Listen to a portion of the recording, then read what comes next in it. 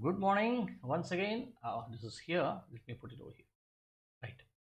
So this question is for 15 marks. Let me show you how is it. So this is on springs and waves together. This is 2, 2 plus 2, 4, 4 plus 4 plus 3, 7, 7 plus 2, 9, 9 plus 2, 11, 11 plus 11 plus 2, 13, 13 plus 15. Okay, after this comes the next one. So 15 marks, I don't think I'll be able to do it in one single video. So I can do it into two videos. I'll split this into two parts. The first part will be for 2 plus 2, 4, 4 plus 3, 7. I think I can do until here. 7, I can do until here. Okay, the rest of them will continue later on. Okay. So I'm going to divide this into 7 and 8. Oh, I already started the timer. Right, doesn't matter. Okay, so let us start. Now there is one end of a light spring is attached to a rigid horizontal support. The spring is attached over here. The mass of it is 0.55 kg is attached over here. An object of mass 0.15 kg is suspended from the other end of the spring. The extension x of the spring is proportional to the F causing the extension. Okay, when you put this one over here, now what will happen is the spring will now extend like this and will be like this over here. Okay, the force per unit area extension of spring is 80 Newton per meter. The value of K is already given. A student pulls the spring W such that the extension of the spring increases by 0.04 meter. He just pulls it across so that this value is seen. The student W releases W, and as a result of it, it performs an SHM. Okay, it oscillates up and down. What is meant by the expression W performs SHM? This is what 2 is, 2 marks. So what is that you need to write? You need to explain what is SHM. Simple. So first one is, what is SHM? Acceleration is proportional to displacement. Then you can also say direction of acceleration is opposite to direction of displacement. Mention this very clearly. Don't just mention A is equal to minus kx. Okay, this can be supplemented as a part of this, but only this one will not explain everything. Okay, so therefore you need to mention these two to get full marks. Then determine the maximum acceleration of W. So how do you find out the maximum acceleration? Now what is happening? What is the values given here? So mass is given over here. So if mass is given, then what I can do is the maximum force you can have is F equal to minus kx, right? It's not A equal to minus kx, it's F equal to minus kx.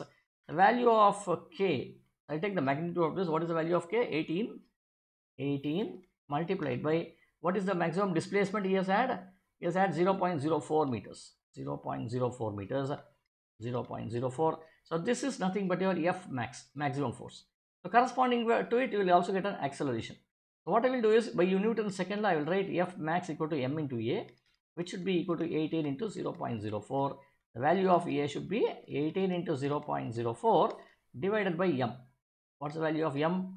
The value of m, I need to go back here, 1.15 kg. Let me substitute this. So you will get this as 18 into 0.04 divided by 0.15. Use your calculator to find out what is this value. It should be 18 star 0.04 divided by 0.15. So I get the answer as 4.8. Thus I get the answer as 4.8 meter per second square. This is the answer for the acceleration of W. Okay, which is also same as seen from the marking scheme. Determine the period of oscillation of the spring. Period of oscillation is for 3 marks. So T is given by 2 pi into square root of m by k. This formula is known to you. So what we will do is, we will just substitute the values. 2 pi into square root of m is the mass of the object, which is 0.15 divided by k is nothing but 80 Newton. Substitute all this value, get the answer. So this should now be equal to, first let us find out root. 0.15 divided by 18 should be 0.01. If I take the square root of this, I get 0.1 multiplied by 2 multiplied by 3.14 will give me 0.628. 0.628 seconds, this is nearly 0.63 seconds, right? So let me see what is the marking scheme says. Marking scheme says this is equal to 0.57 seconds. So what was the mistake here? Let me check my calculations once again. 0.15, 0.15 divided by k is nothing but 18. I made a mistake here. This is what it means, 0.0083. I made it as 0.1 over here. Let me take the square root of this. When I got this value, multiply this by 2, multiplied by 3.14, you get this as 0.57. Sorry, so this is what is the mistake I made. Let me just erase this and write it properly. Okay, so this should have been 0.57 seconds. Okay, we're running out of time anyway. Let me do it correctly. Then, so here the one mark will go for this here, second and third mark will go for the direct calculation. You can do it like this. Then W in A is immersed in a beaker of oil. So you have the spring, and now this is W over here. You immerse it into a beaker of oil. Right? Okay. As a result of this immersion, the oscillations of W are critically damped. Describe what is meant by critically damped. What do you mean by damping oscillation? Damped oscillation. Okay. So damped oscillation is nothing but, okay, so when you have the object like this, when nothing was over here, this was able to oscillate up and down properly. But when you have a liquid over here, there is a drag force and also a buoyancy force over here. As a result of it, okay, it gets damped often. So what do you mean by damping? That means the amplitude of oscillation, instead of being equally on both the sides, now with the liquid, what will happen? Initially it will be higher, then it goes down like this, then it becomes like this, and suddenly it goes like this over here. This is what is meant by damping over here.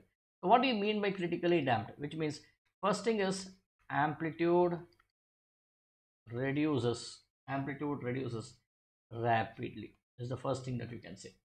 And secondly, it stops